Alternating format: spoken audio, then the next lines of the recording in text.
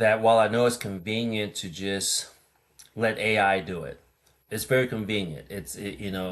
Artificial intelligence can save a human being significant time and energy and money. I would say first, reading literature, high art, something that makes me think, makes me ponder, makes me ask questions. It's like taking my brain to the gym. I am making it stronger. That's taking my brain to the gym, and that's important if I want my mind to be healthy and last a long time. I got to take it to the gym just like the same way I would take my body to the gym so that I can have, health. The second aspect of strengthening my brain is that literature fortifies our collective humanity, whereas tech doesn't necessarily focus a lot on humanity and who we are as living, breathing creatures. So we need a balance that's going to help us preserve our humanity. Appreciate it. I never even Of took your class, course. so it's very gracious of you to do this. Yeah, well, I remember you from Gaithersburg when you interviewed me, and I was very impressed to see that you continued in that vein of like sort of like journalism, and you have like a studio production company. I think that's awesome. Yeah, The one I try not to to do the whole regrets thing, but the only regret is that I didn't actually archive and take things seriously sooner. Like I honestly should have been more serious in undergrad, even, which is why my advice, every time I'm with my mentees, my advice is the same thing the same advice that I got in undergrad from one of my professors, Eric Baker, aka Adisa Iwa. He said, hey man, look, just do things because a lot of times in life it's just like, oh shit, it worked. that's right. I mean, solid advice, solid advice, and also archive them because you just don't know when the market will open up or an opportunity will open up for you to like take whatever that idea or project was that you started and you can evolve it to something more. Sometimes we create things and it's out of time. It's not that it's bad, it's just not the time for it. So hang on to it. Time may come up later. Mr. Gilbert Cooper, thank you for joining us here on the Money and Breakfast. Welcome again, my friends and rivals, to another episode here.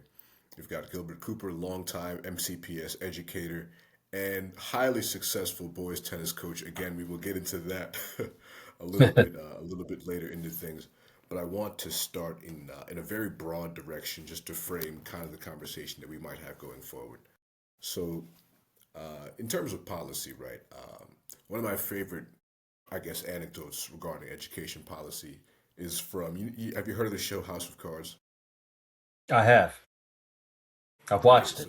so it's a it's quite the saga. So way back in the day when this show was sort of first coming out, they went and they asked Barack Obama and Bill Clinton about the show. They're joking with him. It's a Hollywood style kind of interview, and they say. It's like, hey, is Frank Underwood, is this based on a real guy? Like, who is this in Washington? Obama's like, oh, yeah, no, it's based on a real person. It's based on me, you know. Oh, really? And then, yeah. And then Bill Clinton, Frank Bill Underwood. Clinton, they say, Interesting. that's what all jokes contain a bit of truth, I suppose. But, and then they asked Bill Clinton, they said, so is the show accurate? Is it really like this in Washington? And Bill Clinton responds to them. He's like, oh yeah, it's 99% accurate. The only inaccurate part of that show is that you would never be able to get an education bill passed that quickly.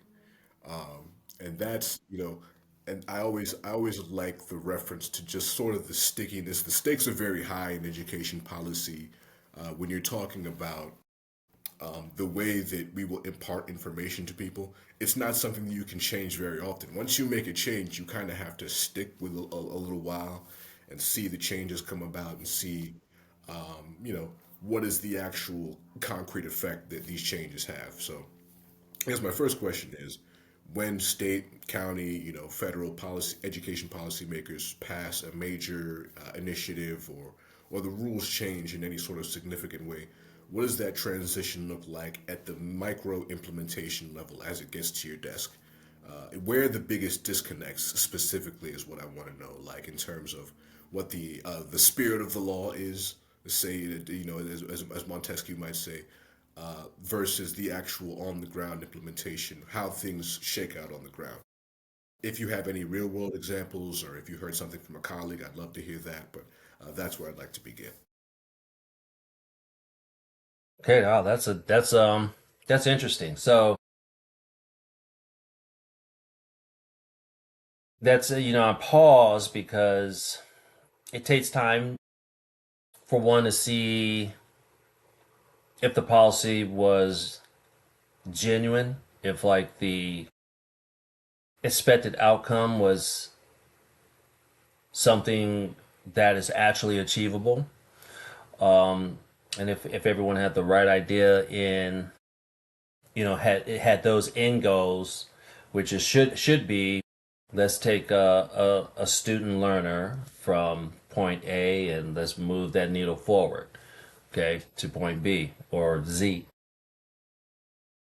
But while you were asking me the question, my mind went to No Child Left Behind, and I just bring that up because it's over 20 years old, I think.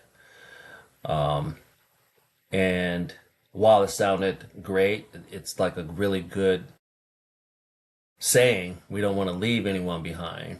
Um, but the question I have is like, can we marshal everyone through? And I think the short answer is no. There will always be some people who don't get to go on that ride because they don't want to ride. They don't want to go. Um, and so forcing them to take it may not be the best answer. The fact that they don't want to be on that ride could potentially mean there's something else that they should be doing that has value, right? I know we put a lot of value on education and book learning, but there are other aptitudes that are worth our while um, for young learners to see and understand and realize there's no disrespect if to an individual if they can't digest the standard learning that No Child Left Behind wish to implement. There are other ways and other avenues that an individual can achieve success without that formalized learning. And so, what I notice, like at the ground level, is they start out as micro changes to be sure to make certain that no one's left behind. So let's change policies that were benchmarks or standards that students had to leap over to attain a goal. Let's either lower those or remove them. And in that way, we're not leaving anyone behind in theory. But in truth, you are leaving them behind because those benchmarks were important. They they served the student who really wished to achieve higher education, and I think it was a disservice to take them out. And I'm talking specifically about policies like there we used to have like a loss of credit policy. If you skip too many classes, you just weren't going to school, then you lose credit. You want the credit, you need to attend classes and go to school. You know, getting rid of like midterms and finals, um, and just having like a much simpler county test, something to take. It it created it's sort of like slicked the path to higher learning with oil, and then instead of people being able to march on solid ground to get to the end, they were just kind of slip sliding haphazardly through uh, that gate and getting a diploma without actually putting in the difficult and challenging work to earn it. And so those are things I think about when it comes to policy and how that affects teachers. Um, I feel like policymakers should still be teaching or they should still be in the classroom versus having left the classroom to do policy. because with their foot, boots on the ground, you kind of get you stay current with the ebb and flow of what's happening in classrooms, to understand if this is something that we can actually feasibly work, and will it actually serve our country, in the way that we intend. I know that was a mouthful, but I think I No, I answered your appreciate it. question. No, I definitely appreciate it. So I actually wanted to dive a little bit deeper because I've seen it argued before.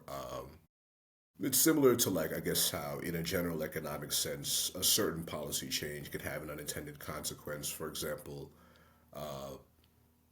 price ceiling leading to a shortage. There's just sort of that basic, again, that unintended consequence there.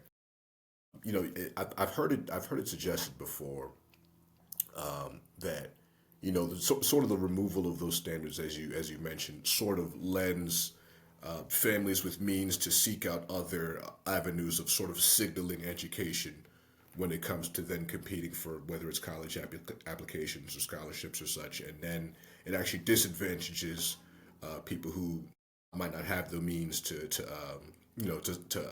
secure those sort of avenues or to signal in that way. And it kind of goes to what you were saying there. And I wanted to ask as well. We talk a lot about it and data in terms of public policy, in terms of like trying to ground our decisions in evidence to the greatest extent we can, and a lot of times that is with numbers. From the standpoint of an educator, you mentioned policymakers continuing to teach, staying with your boots on the ground, staying, sort of tactical in the way you observe things. What are the elements of teaching and student development that sort of standard policy metrics generally miss? And if you could shift, or if there's a particular variable that we should be paying more attention to from your experience or from your perspective, could you share what that is? For example, something a metric that we should be measuring, or should be measuring to a greater extent, should be breaking down in a more granular fashion versus the way we treat it now. Hmm. Well, so you mentioned data points. There's so it's just fascinating to me. There's this significant thrust on standardized testing. So like an AP exam, because I teach AP language composition, and so there's pressure to make sure that your students are competent enough that they can pass the test. Okay, so you're, as an educator, you're somewhat being, you can be judged by the performance of your students, and it can incentivize one to do their best work, because we know there will be receipts at the end of the semester, right? With those students either passing the test with high flying colors or failing the test. Um, but this is something where it does generate a lot of money. Um, I have to pay for this test, or the county has to pay for it. And it could be like $90, let's say. So someone's making money from all these kids just registering to take the test. Let's not talk about if they pass the test or not, but the money's being generated. It just, are you signing up to take this class and to take not and to take this test? Um, and so the temptation is, well, let's teach to the test. Let's construct the course to guarantee that those numbers are good, so that the educator is good and that they can continually teach this course. But does that answer the question of what kind of education is that student getting? Certainly they're getting some because they can pass the test. But is it possible they could have even learned more by just having more stringent or consistent testing within your school system, that guarantees that students are not just competent enough to pass an AP language test, which can be scaled to be super difficult or super easy on whoever is making the test. Teachers don't have a say in that. We just are provided insights as to what will the test cover, and then we're also given um, some instruction as to like how you can go about getting students prepared for this test through the College Board, using the College Board. So you have one centralized system, the College Board, that is again inheriting all these funds.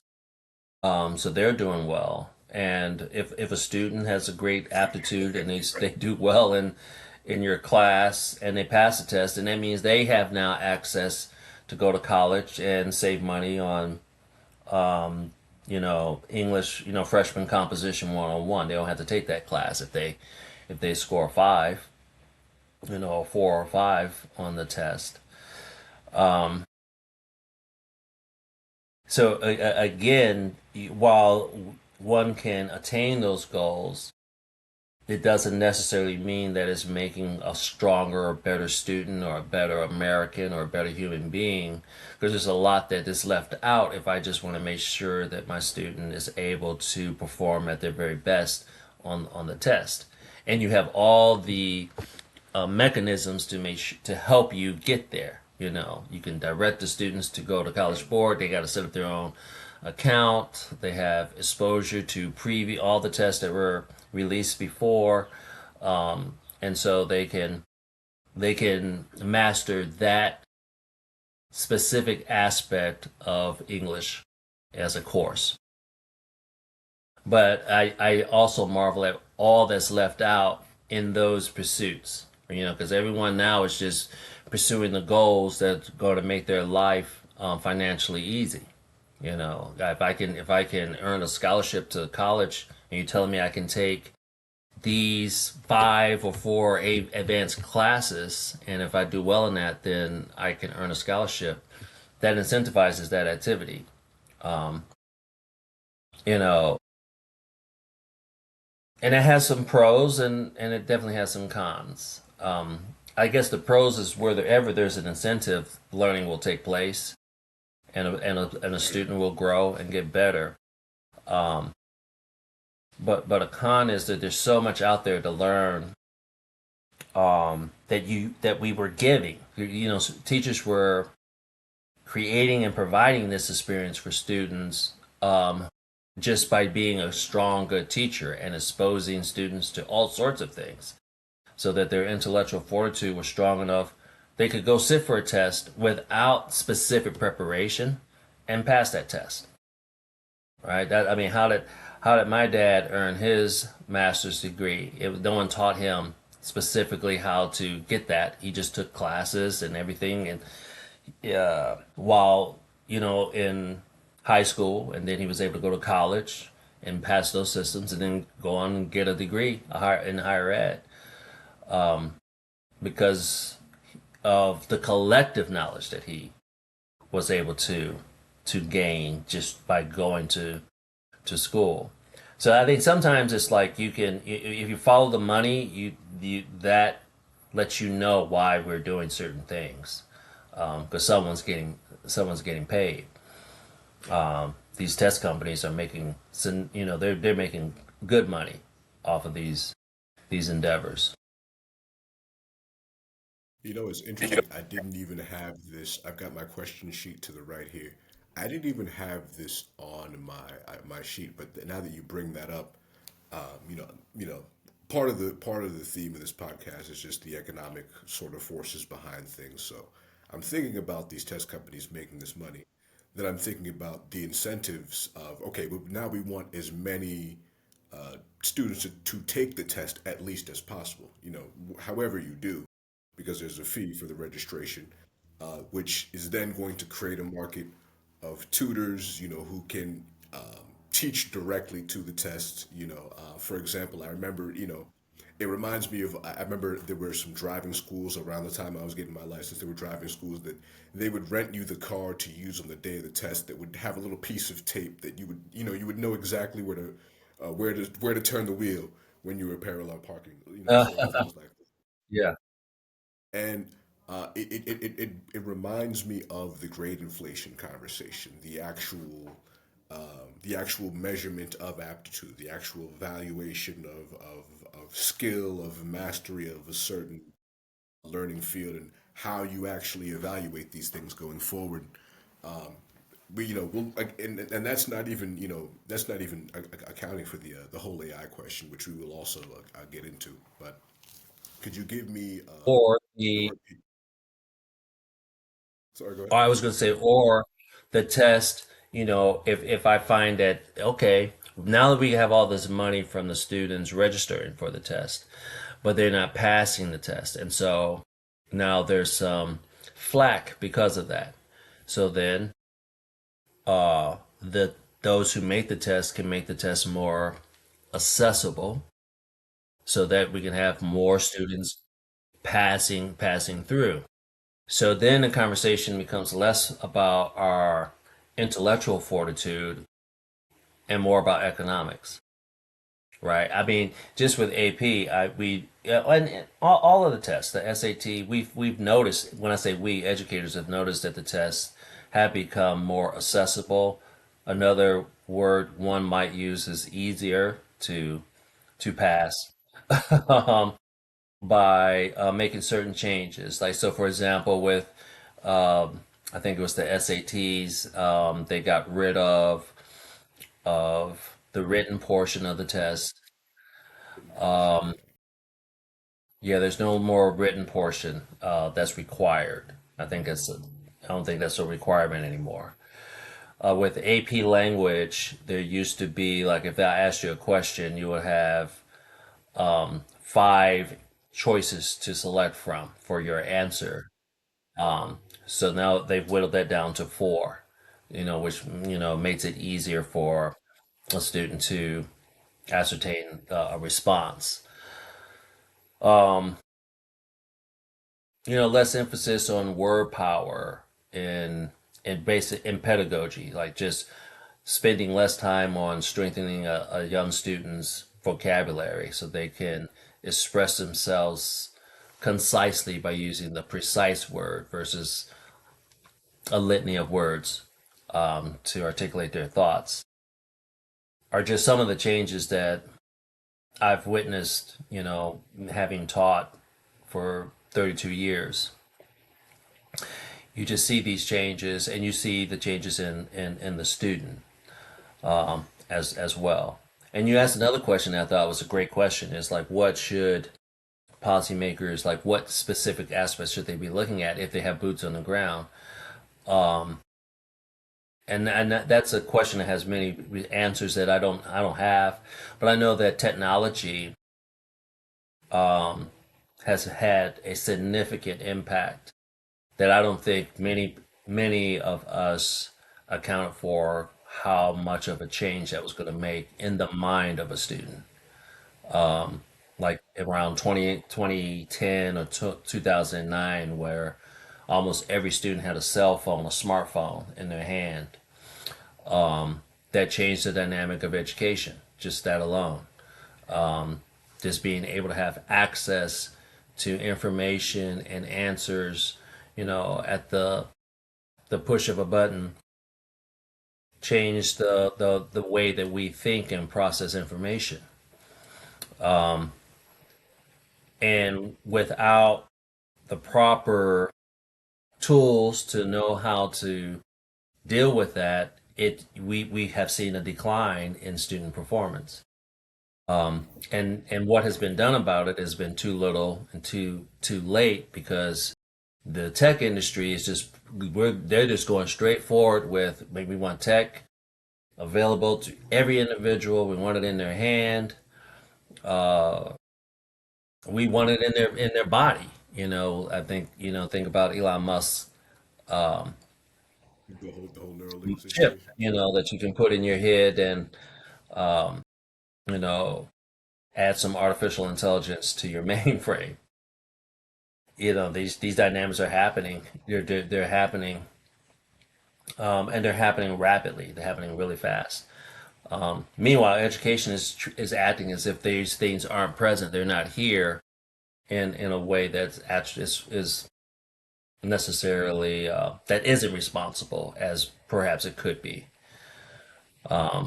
We just said, hey, let's get more tech because tech should work. But that tech works for a person that they were able to develop their intellectual faculties first, and then the technology came in so that their brain can tell the tech what they needed to do. But for young learners who are developing, they have yet to build this. And with the technology, it inhibits one's ability to like kind of really fortify their mind and their intellect, because I can ask Siri. I can ask Siri to give me the answer. I can go to Google, and let's not even get into the AI, and get a rapid response without any intellectual effort on my own. And Google is now, I think they're trying to replace their search results sort of with AI summaries in the, kind of in a pretty comprehensive sense. You mentioned student performance. I've talked before on the show about the issues of literacy in American schools and classrooms. Reading levels dropping, math levels dropping. You know, you see these studies come out about the wider shift of just attention in general towards short form video versus reading. And then you go and then you see the neurological studies of sort of the effects of short form video versus again a long form a reading sort of situation. I'd like you to comment on this as just a longtime teacher of English, especially.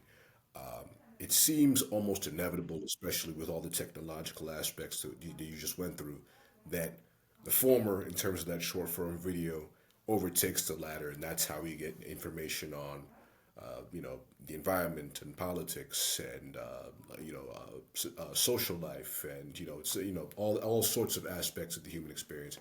How do you sell reading to a student in this environment, especially as somebody who you've written books yourself, so you write literature yourself. I also in your answer, if you could touch on just sort of the role you think literature plays in sort of that comprehensive education. Okay, that's a good question. Yes. Um, so my sell is that while I know it's convenient to just let AI do it, it's very convenient. Artificial intelligence can save a human being significant time and energy and money. So I understand the allure.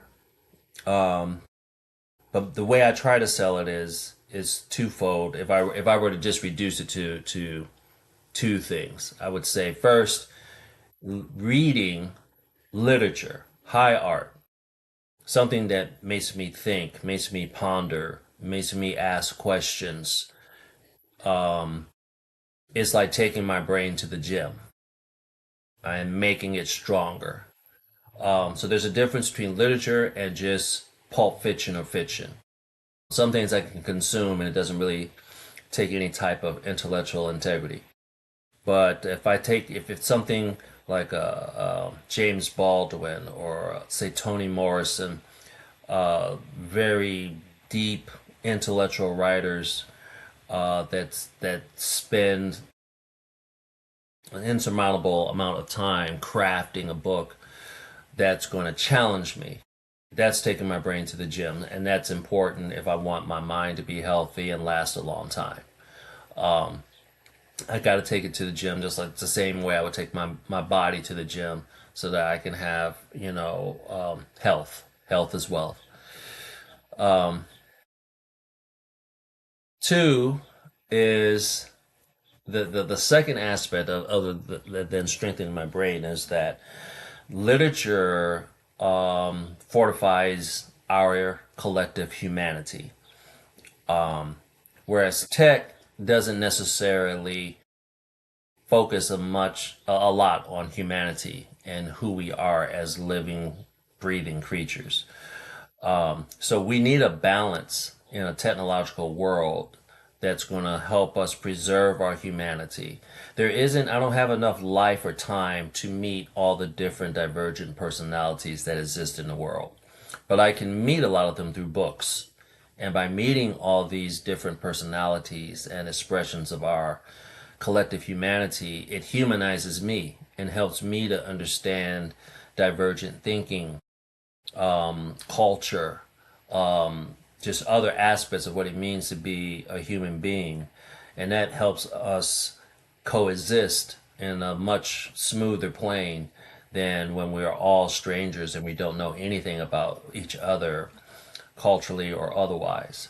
So it just helps us to manifest civility. That's the way I try to sell it. If I read you a war story, it's probably coming from a story from a soldier who's survived war, and he has something to say about war, in the hopes that we can avoid future conflicts like this that create such chaos and death. There's like a reason for the read to improve our humanity, and the absence of that, the absence of a focused study on literature, just allows the kind of thinking of like, if I can do it, then I'm going to do it. I should, versus I know I can do it, but should I do this? Tech gives you the power to do a lot of things. Some of them ethical, and some aren't. And so that's why we need to have that constant thumb on the pulse of our humanity to be able to answer the question of, should I do this?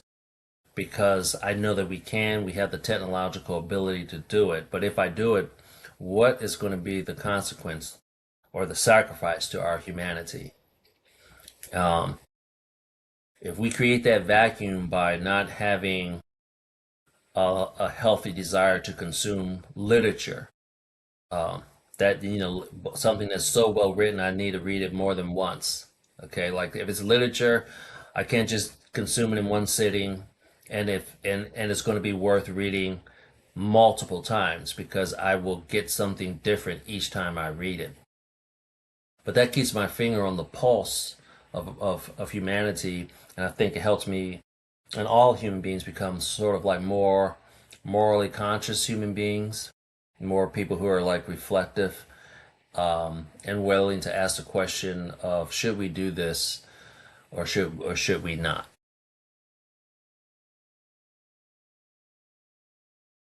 I appreciate that answer. That's definitely a good Heck, summary. kids, like when I work with students who are really good with like writing apps and things, like these are the kids who like could easily hack your phone or hack into your bank account, your computer. Like they're super smart, and they can do things. They have the will and intellectual ability to do what they want with technology. Um, and so that's why I think it's so important that they read stories that deal with morality, that deal with consequences, to deal with like what does an unfettered human being look like? What are the pros and cons of that? Um, which will help them be able on their own to self-police, when the world is just asking for more because it creates money. Speaking of which, I wanted to touch on that, and to sort of keep going down the lane of talking about incentives. So, I had this professor in grad school, German guy, and I remember it was a public management class. We're talking about public institutions. We're talking about higher education institutions and sort of the role that they play and how people choose to interact with them. And this is outside of the class. I say to him, Professor, our conversation today in class, it kind of makes me think in America, especially if we align our economic incentives in certain ways with respect to like, okay, well, these majors do these things, which makes which makes this or that level of money.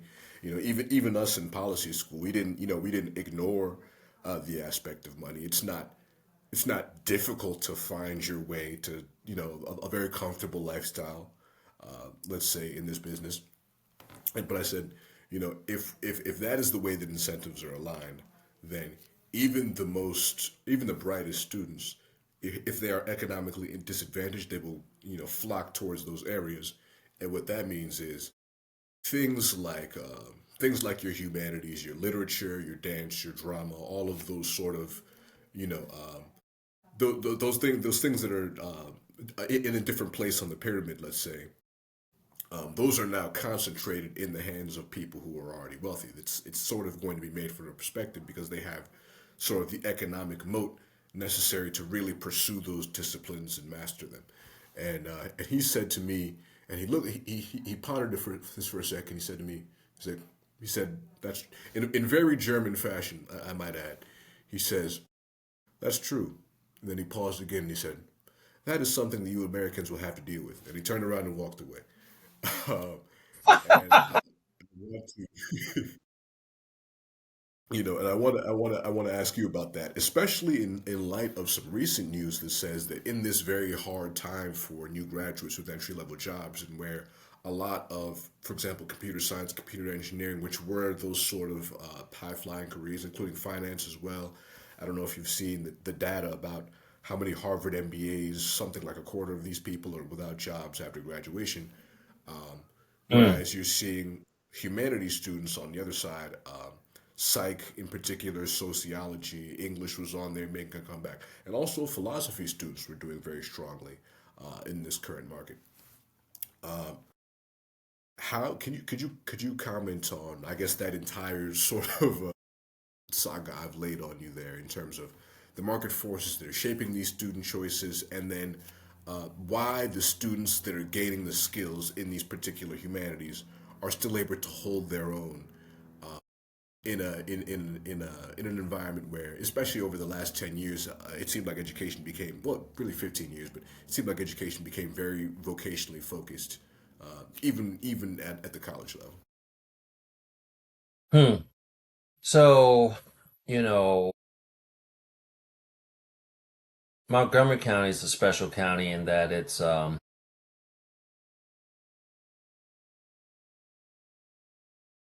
insulated. Its charge or the its clientele, the students, um, from some of the harsh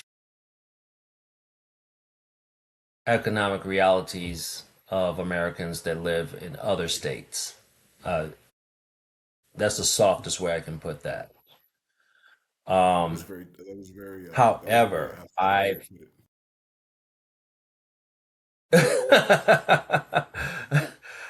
I um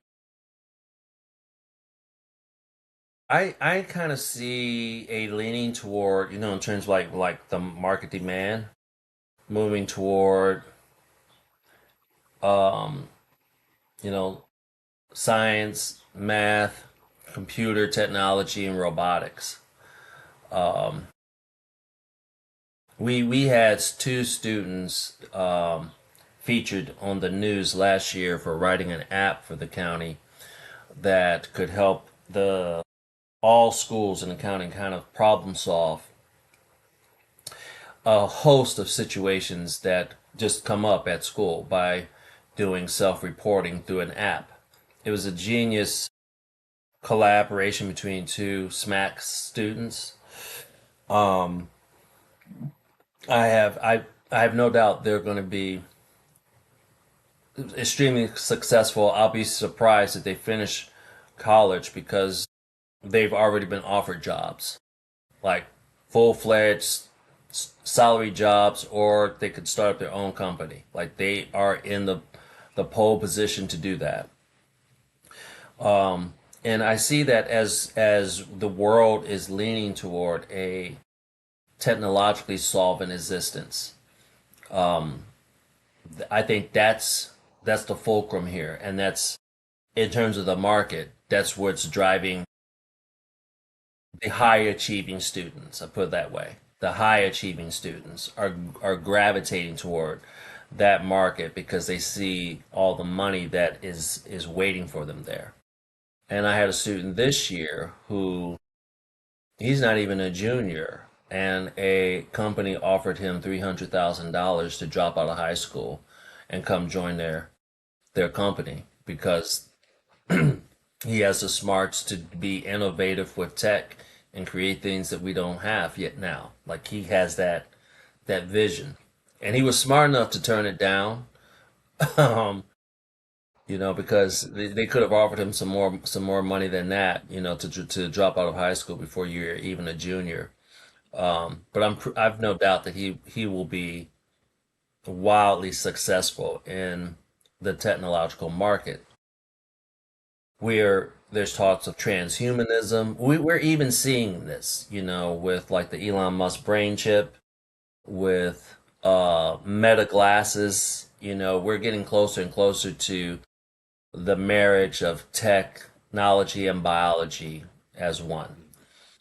Um, so that isn't going to go away. That is here. That's here to stay. And any student who's sort of like fashions their path toward that end is going to have a financially successful um, future until the artificial intelligence becomes super intelligent, and then it will determine that it doesn't need humanity anymore. And that's the conversation that a lot of people don't want to have. Like, I look at right now the reliance on artificial intelligence in microdoses. Like it's just now, I just got a new phone that um, comes with the Apple Intelligence, and then like you said before, Google is rolling out its new software with AI. Pretty much every platform is doing it. You have Meta AI, which I think is part of Google, um, Apple, Well, I all bought a of them. Cash App earlier to pay back a friend for lunch, and there was an AI. There was an AI. There was a chatbot on there, an AI chatbot on there. Is yes, they're every everywhere. So philosophy, literature, these I think those items are going to be um, considered expendables. Um, Whereas, like, why would we need this? And not taking into consideration in that because you need to preserve your humanity. That's why we need them. Um, if the talk is all positive about we can cure cancer, we can reverse dementia, we can extend human life, like all those things sound great. But without an ontological discussion about who we are as human beings, it is not going to benefit the mass of humanity. It will only benefit those who are in a position to afford it.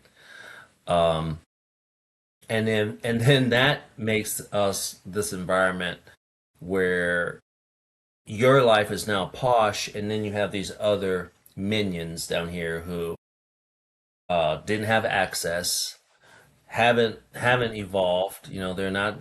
They haven't merged with technology. They are not even adept. They just can play with the technology. They can't create anything. They can't innovate with it.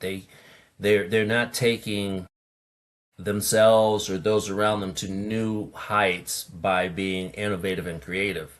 They're being distracted by it and thus subjugated to the AI, right? So now you're a slave to the machine, and you don't even have the awareness that that's what you are. You're just there. You're just content with it. It's interesting. Just this year, there's this book that I like to teach, titled "A Brave New World," written in 1932 by Aldous Huxley, where he predicts a future that is it's a technocratic society that's this utopia, but where all the citizens have willfully given up their individuality for peace and a civilized life. Um, the only price tag, the only consequence is that we don't have individuals anymore. You're just part of a mass collective. Um, and it's striking to me how we are, in my humble opinion, moving toward that brave new world that he forewarned us about. What was interesting to me, though, was the students trying to digest this book.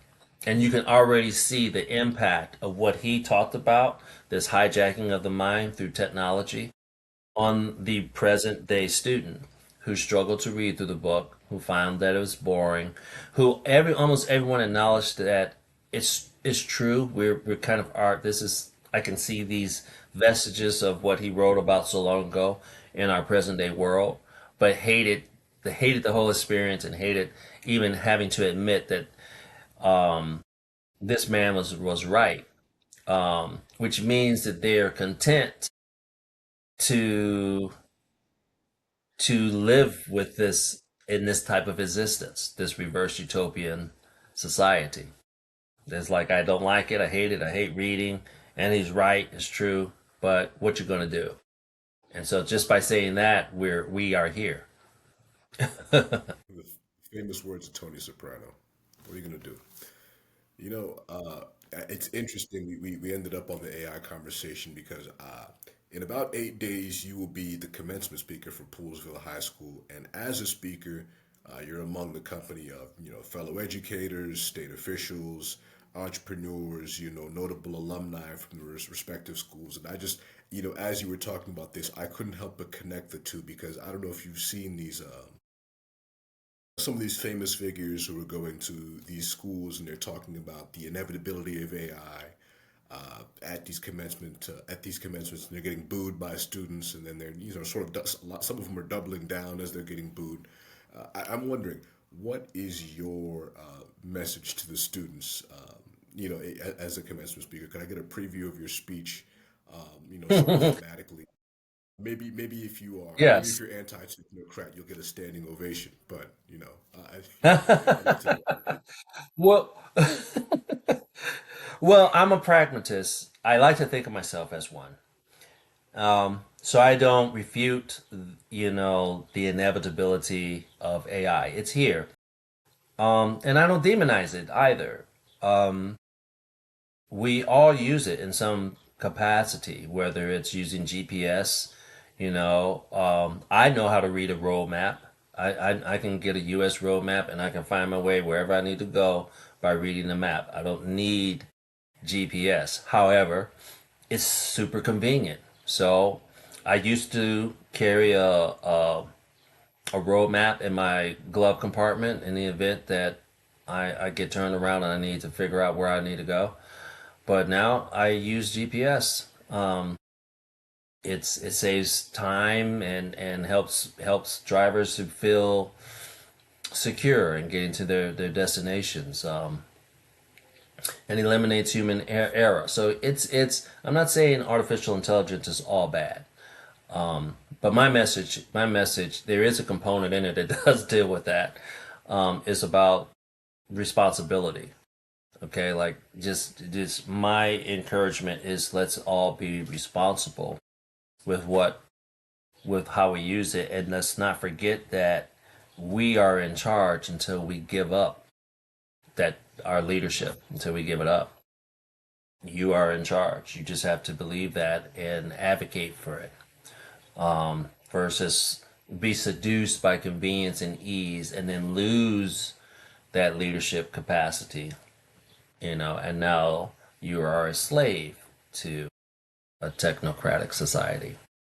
So it's in so many words. I am gonna get that out there. So hopefully I don't get booed. I tried to craft this speech in a way that would be celebratory, um, but at the same time, let's all be mindful. And I included myself in that charge. Like we all have a responsibility here as we celebrate your achievements. And so let's just if we can collectively remember our responsibility, then the world can be what we make it. It's better to build the life that you wish to live versus being told what kind of life you're going to live. I think it was Carl Jung. He said, one day the world will ask a man who he is, and if he does not know, then the world will tell him. I Yeah, think it's him, and I think that's the quote. I believe uh, it's rough. I'm not sure if that's that's entirely spot accurate. on. Okay, great. My memory does not escape me. I wanted to ask so. in reference to another successful season, let me reference. So there was a book I was reading a couple years back. I still have to finish it. I got about halfway through, but it was a very, very interesting tome, Nation Building by Andre Swimmer. And another one of my, and I was reading this alongside one of what became my favorite, what became the still one of my favorite books today, Political Man by Seymour Martin Lipset. Political Man just has a bunch of political and polling data and partisan data and insights from the entire Western world through like the entire 20th century. And then nation building is about why some nations, are able to secure continuity and sort of hold themselves together, and why other nation building projects collapse. And one of the things that came up in these texts is the role of non-mandatory institutions, as it calls them. So, in Switzerland, for example, I believe that was one of the situations where they avoided major civil wars because so many of the men, they were in things like shooting clubs. They were in things like it didn't even have to necessarily be a political organization, but organizations for recreation, organizations for gathering, familiarize the population with each other, but not necessarily alongside traditional partisan lines. So there was more cross-cutting, and these sort of things allowed them to avoid civil war. I'm also reading about one of my favorite concepts right now by this one political scientist. His name is Peter Turchin. He has a concept of elite overproduction, where he's talking about sort of the increase in graduates, elite aspirants, as he calls them, the increase in graduates from elite institutions, whether it's Ivy League or highly competitive schools, and then the increase in pools of highly competitive majors, highly competitive professional degrees as well. And how historically, if you look at a couple different patterns, he draws on the American Revolutionary War, the American Civil War, the French Revolution, the Chinese Revolution, the Russian Revolution. I mean, so on and so forth. I think Germany in the 50s, 60s or so, so on and so forth. That when you have a lot of these elite aspirants that cannot be sort of absorbed into the society in a way that is quote unquote satisfying for them, given that they went through whatever institution or ritual or method cultivated them, then you will have civil unrest.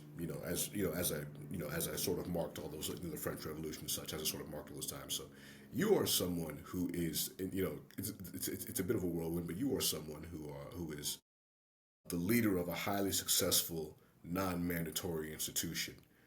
And it's these sort of foundations that sort of carry on into these sort of institutions or gatherings or sort of groupings throughout a person's life. How do you see your role, sort of in the development in a student, in the development of a student, in both the lens of that coach, both the lens of the mandatory and the non-mandatory interaction? Well, that's interesting that you asked that. So this is I started teaching in 1994, and I started coaching. Let's say I think it was 3 years after my starts. That had to be 97. And I've been a coach teacher from that point till now. This year marks my last year as a professional educator. I'm retiring this year. Okay, so I'm getting out that game, but I'm retaining my coach. Yeah, thank you. I'm retaining my coaching status. And the reason why is that coaching is still fun. Like, I used to have fun doing both. I used to have fun being a teacher because while it was mandatory, there wasn't very many restraints. I was trusted as a person that studied pedagogy and got a degree, earned this degree, and it's like, okay, be a professional and teach our students. And so I enjoyed doing that. I had more creative license to construct lessons in a fashion that I felt students would readily digest. But over the course of 3 decades, I feel significantly inhibited in terms of creative form and function as an educator.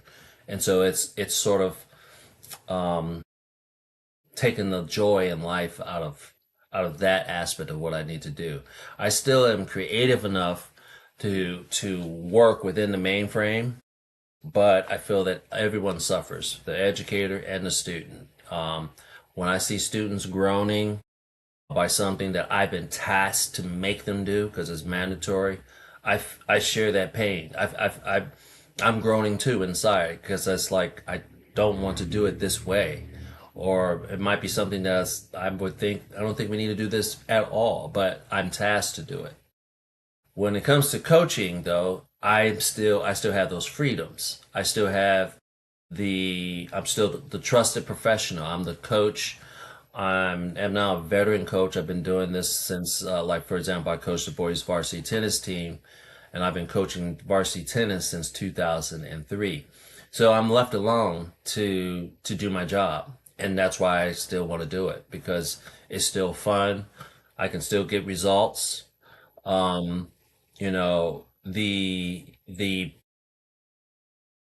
learner, the student. I mean, the past 3 years, I've had the most significant turnout for tryouts of all time.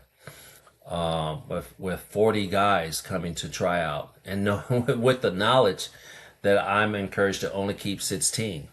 They come out anyway. But that's because they want this. They want to be a skilled tennis player. They want to enjoy the brotherhood of being on a team and being able to spend time together, both on and off the court, outside of the school construct. And because there's that joy there, everyone prospers. Everyone does well. Even if we didn't have a winning season, we can still say we had a good time, and that we learned something, and that we got better, and that we evolved over the year. It just so happens that for our cohort, we are getting all the above, and I think that's great. But the most significant aspect of it is everyone wants to be there because you are permitted to be there in whatever individual capacity you wish to be there, and that you bring to the game. Um, I kept 20 half of the guys. All right, so I went above the recommended 15 and 16. Okay, and I can attest that which means that out of 20 guys, only 10 of them are seeded players. Like only 10 of them are guaranteed play time in the tournament for every game. All right, the others are sitting on the sidelines, and they can be put in if we need them. Okay. Um, we had no one quit, no one dropped, no one said, "Oh, I didn't make the top 10 seed, so I'm quitting, coach. I'm dropping out." They stayed. They stayed with the team, which shows that they really do wish to be there. And the good news for them is all those who stayed, once I graduated the seeded players that year, they were guaranteed to be on the team and had a greater opportunity to be seeded by their own merit because they're watching top tennis, they're getting to play against your strongest tennis players. Like you're learning and grasping these tools, and you're improving your tennis IQ because you wish to. And so you're just naturally going to get better. And so my goal is to keep the trajectory going like this because I've availed the opportunity to more than the recommended minimum. And as long as they are showing that willing attitude, I think we'll continue to collect trophies. I appreciate that sentiment, and I know that your players do as well. Mr. Cooper, as we get to the end here, I want to ask one more question. Hopefully, this is not a grenade on an otherwise pleasant conversation, but there's a lot of talk these days about teachers' unions and the role they play in policymaking, curriculum, structure, uh, the way that they use sort of their political heft, so to speak, in this or that jurisdiction. As somebody who's been in for a long time, who's been able to probably see a lot of structural changes, be a part of a lot of administrations, you know, see the institution's ebbs and flows. What has been your experience over your career, both good and bad? What are they doing correctly? What could they do better? What's absolutely abysmal if such an element exists? Okay, so you talk about the unions, right? Yes. The teacher unions. Okay, so I'm pro union. I'm a union member. Um, Teachers need to be protected. Um, s- I've worked in a state where you didn't have a teachers union and seeing how teacher can be just thrown away like a piece of fruit. Um, Still have value, still have juice, but whatever power that existed in that paradigm said, I don't need you and you can go and you got to go. And that teacher didn't have any protection. Um, Being a teacher is a difficult job because you have to deal with like 130 different personalities every semester. If I'm teaching, 5+ classes, and I'm assuming that I'm going to have 25 to 30 students in each class, that's a lot of different personalities. And a teacher has to manage that and themselves. You got students that come to school with a lot of rage and distractions and other things, and they're young, they're learning how to manage their emotions and their feelings and their intellect, and they don't really know how. It's my job to kind of help them navigate that without taking offense and without taking it personally, and without taking it home. Um, you and in doing that, you're going to do a lot of things right, and you're going to do some things that are wrong. Like you're going to make mistakes, and when a teacher makes a mistake, they can find themselves being attacked by parents who feel a sense of dissatisfaction because they didn't like the way things went down in a classroom. That's an inevitability when dealing with the human condition. Without that protection by a union, you can get shuffled around like just marbles in a bowl. I At one point in my career, I considered moving closer to my family that lives in the South, and I was thinking about specifically going to North Charlotte, North Carolina. They don't have a union, and they're hemorrhaging teachers. Their school systems are suffering. You've had some students that in math, for example, that they've never had a live human being teach in their class. Um, so and that's because their teachers have no protection. You can give them a measly salary, um, and let them, there's no due process. It's just bad. So just from a structural framework, I feel that you will have more competent, earnest teachers if they know they'll be protected. You know, Sometimes that the protection might be a little bit relentless in its pursuit, and you have some bad apples that get covered with that protection, like some bad actors that actually do need to be fired. They do need to be let go, and the due process complicates the system. So they get shuffled about into another school. Like maybe they do something inappropriate with the student. Instead of just getting the axe for committing a crime, we might find them working someplace else, until they finally just make enough mistakes that there is no more coverage for them. And so that's the bad side. But my knee jerk reaction to that question is I'm definitely pro union, because of the vulnerability of teachers. And already we're seeing this played out across the United States where schools are suffering teacher shortage because of all that we've talked about today.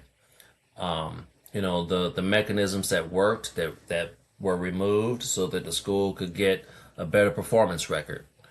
Um, you know, um, allowing technology to hijack the brain and not force a student to like really manifest some discipline and do, read this novel from cover to cover. Let's teach this novel in excerpts. We're just going to let you read a few excerpts from this novel.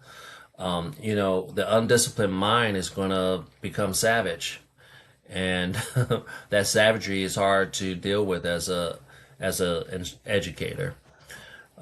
So those are things, and then you throw money at the problem. If I'm thinking about just some school systems that have come up in the news recently where they're hemorrhaging teachers. So you're like, we'll give you a $10,000 bonus if you come work for us, but you don't want to pay them a reasonable salary, you wage. It's people complain about what teachers make in Montgomery County, and it's barely enough to keep up with the standard of living. You got to pay your teachers. You got to protect them if you really want to protect the integrity of the American populace. Well said. Mr. Cooper, I want to I want to thank you for your time today. We've had a very, very informative discussion. I know it's always a good one when we go over time, and we're creeping on hour five here. I really want to thank you for your time today. It's been good to get some insight into really the place I grew up from somebody who's been there and done that for this entire time. So thank you for your time tonight. Thank you. I appreciate you. Right. And best of luck and success in all that you do in the future. I hope we can keep up with each other. No, we will definitely, sir. Hopefully, I can come to your graduation party. Save me. I mean, your retirement party. Jesus, save me a piece of cake. Oh, there we go. All right. All right. Well, thank you. All Okay, Mr. Cooper. right. Take care.